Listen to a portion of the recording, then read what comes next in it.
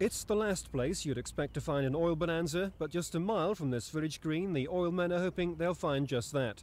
It's not the only site around. A Department of Energy map shows the region littered with sites licensed for gas and oil exploration, but Godstone is one of the nearest yet to London. The site CONOCO have in mind is sandwiched between the M25 and a local prep school. The exploratory drilling would mean going down more than 4,000 feet. But even then, there's only a 1 in 20 chance of the site being suitable for production. The 1 in 20 that comes in pays for the other 19. And it is worth finding these little fields. After all, most of the world's oil is in little fields, and they add up together to give you something that keeps you self-sufficient.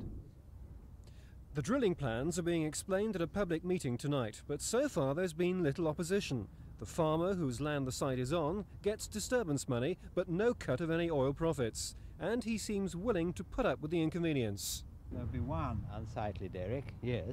There'll be coming and going of lorries and staff, of course. It's 24-hour day, but they run good security situations. There's no fear of any blowout or anything like that.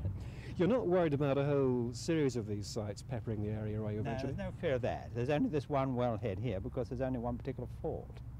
It won't be like, you know, Dallas or anything like that. Drilling would last about 20 days, but if the site does prove viable, it could take 4 years to cross all the planning hurdles that lie in the way of full production. And even then, the largely automatic process would mean only a handful of new jobs.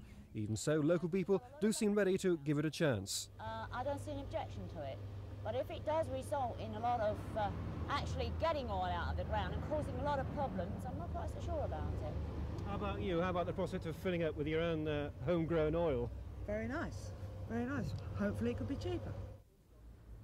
John Andrew in Godstone for Thames News.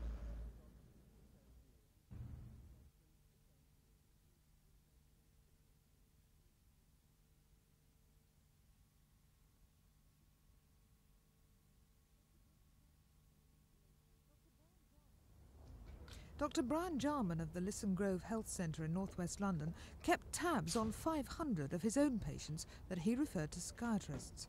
He discovered that only 1 in 2 got the specialist treatment they needed. And the others? About 10% of them don't keep the appointment. About 20% go along and decide this is not the treatment for me. And about 20% go along and they're told you're not suitable for treatment. And since we did our survey, we've actually changed the way that we provide psychiatric treatment. We use both the psychiatrists, and also now we've transferred the psychiatry into the community here, so that in the health centre we have counsellors from the Marriage Guidance Council and also visiting psychiatrists who treat patients actually in the health centre. There's one snag to Dr. Jarman's idea. The Marriage Guidance Council says it hasn't the money or the volunteers to take on the extra work. But Dr. Jarman has an answer to that too. Probably health authorities could transfer the money, some of the resources which goes to the community, to the psychiatry department, into community psychiatry to support things such as marriage guidance counsellors, probably within the health authority.